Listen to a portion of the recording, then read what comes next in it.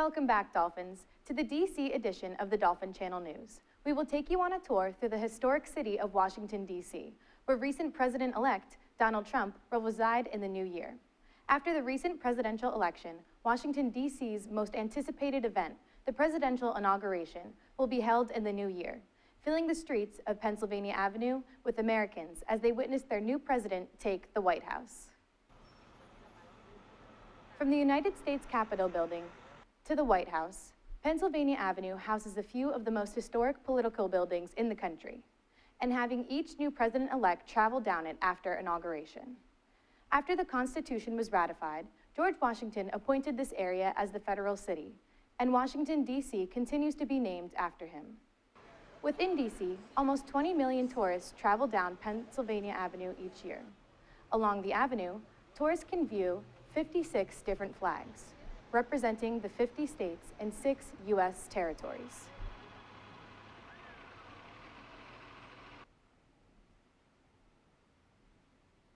Named by Thomas Jefferson, Pennsylvania Avenue is the parade route for the inauguration. Reporting for the Dolphin Channel News, I'm Chloe Leiden. The inauguration is planned for late January, where President-elect Donald Trump will be sworn into the White House. It is free for spectators to view the parade from the sidewalk. Citizens interested in attending the presidential inauguration and parade are encouraged to apply through their local Senate soon, as space is limited. On the U.S. Capitol grounds, the United States Botanic Gardens blossomed with the help of President James Monroe. Reporter Ashton Hiron features the oldest botanic garden in the country. While in DC, a visit to the United States Botanic Garden will leave you with breathtaking views of the flora and fauna. Located on the grounds of the United States Capitol, the U.S. Botanic Garden sits on 4 acres and covers 85,000 square feet of DC under glass, and is the largest support facility for a botanic garden in the United States. Each room is closely monitored by computer-operated sensors to maintain the environment best suited to the plants in that room. The staff botanists say there are about 50,000 plants at any given time on hand at the facility. The National Garden is open 10 a.m. to 5 a.m. daily, including all weekends and holidays. Admission is free. Students attending the Associated Press Collegiate Conference in DC this past October were treated to 2 very different lectures from 2 of JU's own professors, Dr. Anne-Marie Kent-Willett and Head of the Communications Department, Professor Dennis Strauss.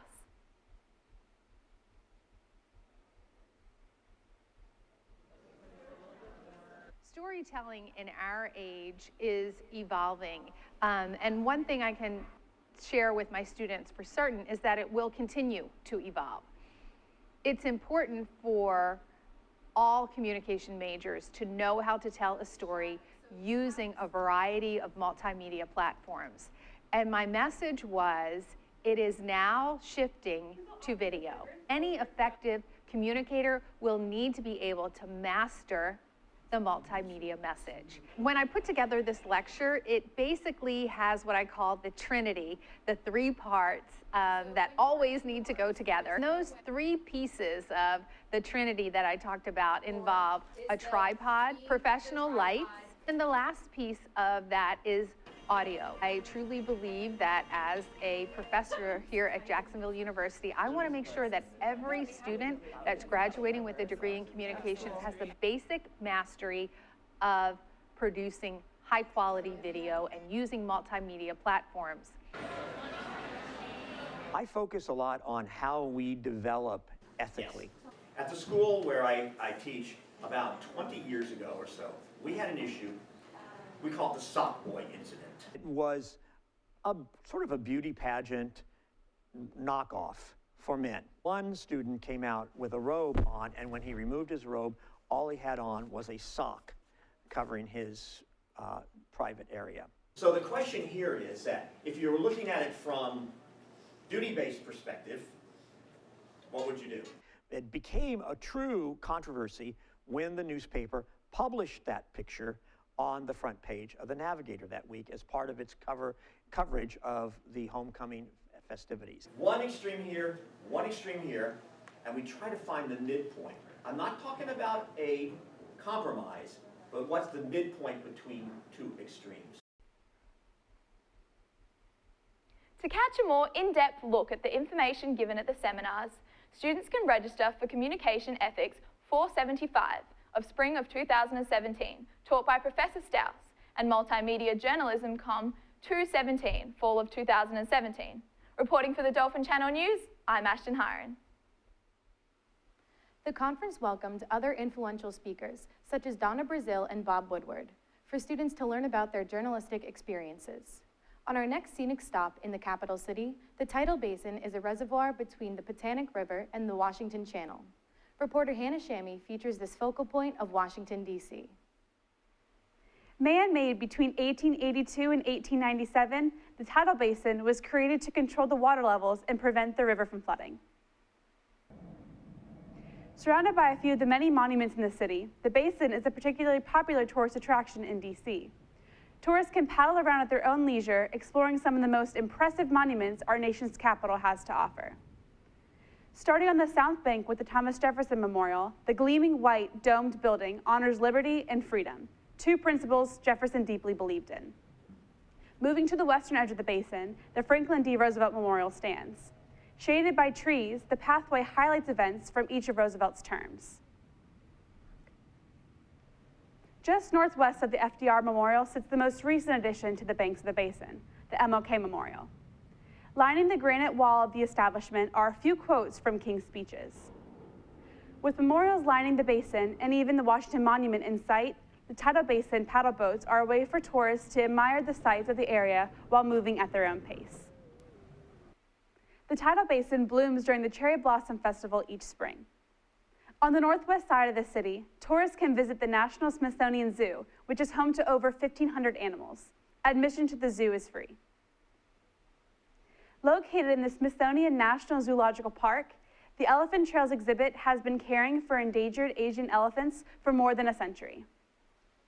The zoo provides the elephants with enrichment activities that are specifically designed to challenge them to think and problem solve.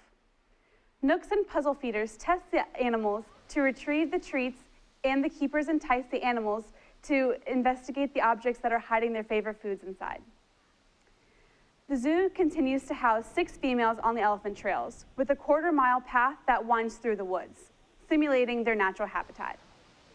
Providing a sanctuary for the endangered species, the trails are a cornerstone for the campaign to save the species from extinction. Only 30 to 50,000 Asian elephants remain in the wild, scattered across fragmented habitats in 13 Asian countries.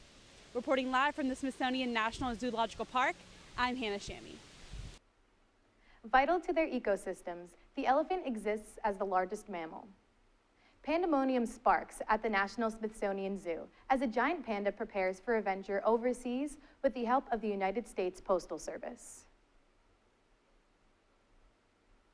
In agreement with China's Conservation Center for Giant Pandas, Beibei, first surviving born cub since 2005, will travel from Washington, D.C. towards the end of the year. For zoo guide Jenna, most tourists desire to see Beibei before her departure. The moment I sit down at 8:45, the very first question I get is, where are the pandas? Like every 2 minutes, that's the question. I would definitely say that Beibei has like the most boldest personality ever.